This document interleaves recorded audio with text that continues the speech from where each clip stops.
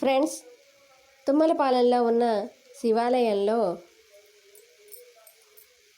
శివాలయం పైన గోపురం దగ్గర శివాలయం లోపల ఎన్నో పిరమిడ్స్ ఉండటం మహా విశేషం. మరి పత్రిజీ చెప్పినట్టు ధ్యానాలయాలు కావాలి, దేవాలయాలన్నీ ధ్యానాలయాలుగా మారాలి అని పత్రిజీ అన్నాడో చెప్పారు. మరి ఆ సిద్ధాంతాన్ని అద్భుతంగా పాటిస్తున్నారు ఈ దేవాలయం కమిటీ నిర్వాహకులు. అర్థం చేసుకున్నారు, ఆచరిస్తున్నారు.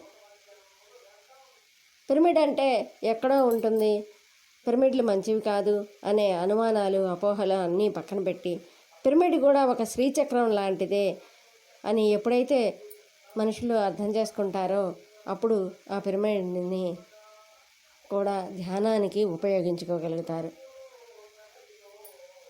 ఈ శివాలయంలో ఎన్నో పిరమిడ్స్ని చూసాం.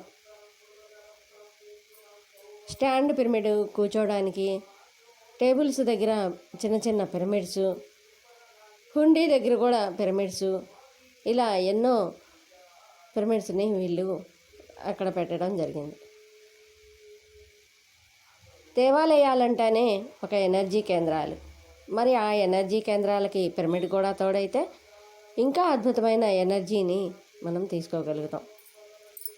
చూడండి, హ్యాంగింగ్ పిరమిడ్స్, చక్కగా స్టాండ్ పిరమిడ్, అందరూ కూర్చుని ధ్యానం చేసుకోవడానికి, ఇలా అన్ని దేవాలయాలు ఇలా మారాలని అందరికీ ఒక ఉదాహరణగా ఈ దేవాలయం అద్భుతంగా రూపుదిద్దుకుందని నా అభిప్రాయం.